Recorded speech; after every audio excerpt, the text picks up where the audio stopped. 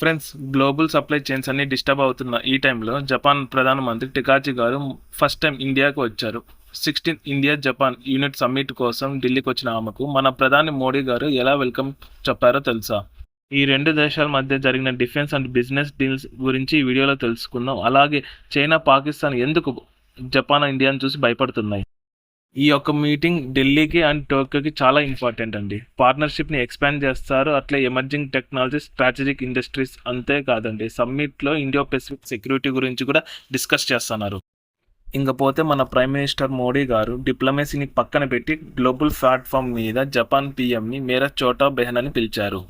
మేరా చోటా బెహన్ అంటే అర్థం తెలుగులో చిన్న చెల్లెలు లేదా యంగర్ సిస్టర్ అని అర్థం. ఇది క్యాజువల్గా అయితే పిలిచలేదు ఫ్రెండ్స్, దీని వెనక ఒక స్టోరీ ఉంది. జపాన్ పిఎం నారా పర్ఫెక్చర్కి చెందినవారు. ఇది ఇండియా అండ్ జపాన్ మధ్య ఉన్న పురాతనమైన బుద్ధిస్ట్ కల్చర్కి మెయిన్ హబ్ అండి. మీకు గుర్తుంటే జపాన్ పిఎంని డొనాల్డ్ ట్రంప్ యుఎస్ చాలా ఘోరంగా అవమానించాడండి గ్లోబల్ ప్లాట్ఫామ్ మీద. ట్రంప్ ఇలా అన్నాడండి, జపాన్ కన్నా బిగ్ సర్ప్రైజ్ ఇవాళ ఎవరికి తెలుసు అని అవమానించారండి. దానికి అర్థం మీలో ఎంతమందికి తెలుసు? World war II US Hiroshima, Nagasaki పైన న్యూక్లియర్ అటాక్ చేసింది అని అర్థం. జపాన్కి దీనికన్నా పెద్ద సర్ప్రైజ్ ఇంకేముంటుందా అని ఆయన ఎగతాళిగా గ్లోబల్ ప్లాట్ఫామ్ మీద మాట్లాడారు. ఇదండి మన ప్రైమ్ మినిస్టర్ నరేంద్ర మోడీకి డొనాల్డ్ ట్రంప్కున్న తేడా. మనం ఇప్పుడు జపాన్కి ఇండియా ఎందుకు కావాలో తెలుసుకుందామండి. ఇండో పెసిఫిక్ రీజియన్లో ఇండియా అనేది చాలా ఇంపార్టెంట్ అండ్ పెద్ద గేమ్ ప్లే చేస్తుంది. చైనా అగ్రెషన్ని ఇండియా ఒకటే హ్యాండిల్ చేస్తుందని మీలో ఎంతమందికి తెలుసు? సౌత్ చైనా సీలో చైనా అగ్రెషన్ అనేది చాలా ఎక్కువ ఉంటుందండి. వరల్డ్లో ఎక్కడ లేని విధంగా సౌత్ చైనా సీనే చాలా రద్దీగా ఉండే. సౌత్ చైనా సీలో చైనా ఇప్పుడు ఆర్టిఫిషియల్ ఐలాండ్స్ క్రియేట్ చేసి డామినేట్ చేస్తుందండి. అలాగే ఫిలిప్పీన్స్ కంట్రీతో కూడా చైనాకు ప్రాబ్లం ఉంది. దీనికోసం జపాన్ ఇండియాని ఒక స్ట్రాటజీ పార్ట్నర్గా చూస్తుంది. మీరు చూస్తున్న 2 decades నుంచి చైనా వాళ్ళ మిలిటరీ చాలా పవర్ఫుల్గా, స్ట్రాంగ్గా బిల్డ్ చేశారు. ఈ ఫ్రెండ్షిప్ని చూసి ఇంకో దేశం భయపడుతుందండి. అది ఏదో కాదు, పాకిస్తాన్ అండి. బార్డర్లో ఎప్పుడు టెర్రరిజంని ఎంకరేజ్ చేస్తుంది కదా, జపాన్ చాలా స్ట్రాంగ్గా అపోజిట్ చేసింది.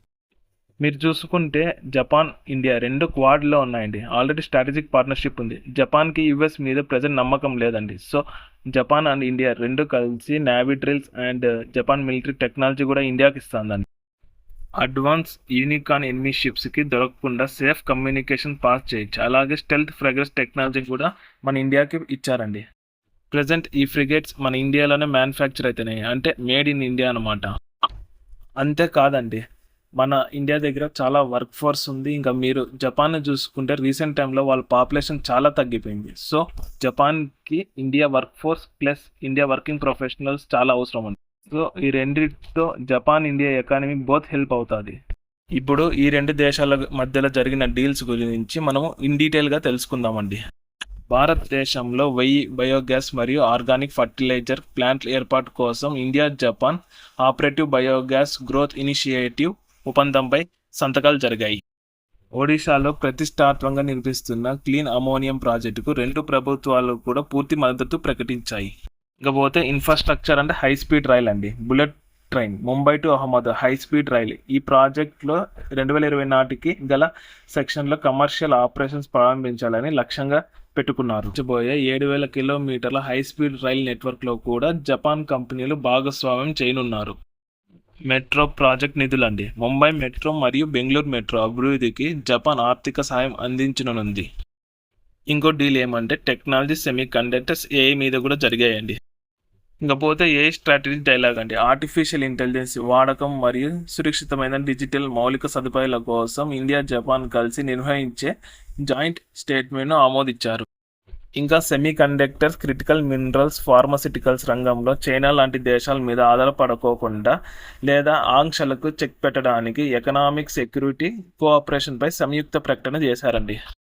ఇంకపోతే లేటెస్ట్ టెక్నాలజీ, క్వాంటమ్ టెక్నాలజీ రంగంలో పరిశోధన కోసం 2 దేశాలు సైన్స్ విభాగాల లెటర్ ఆఫ్ ఇంటిమెంట్ పై సంతకాలు కూడా చేశాయి.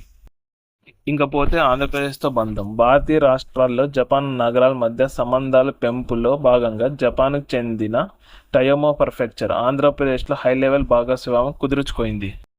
ఫ్రెండ్స్, ఇంకా మీకు జపాన్ ఇన్వెస్ట్మెంట్స్ ఆంధ్రప్రదేశ్లో ఎక్కడెక్కడ జరిగాయో తెలుసుంటే దయచేసి కామెంట్లో తెలియజేయచ్చు.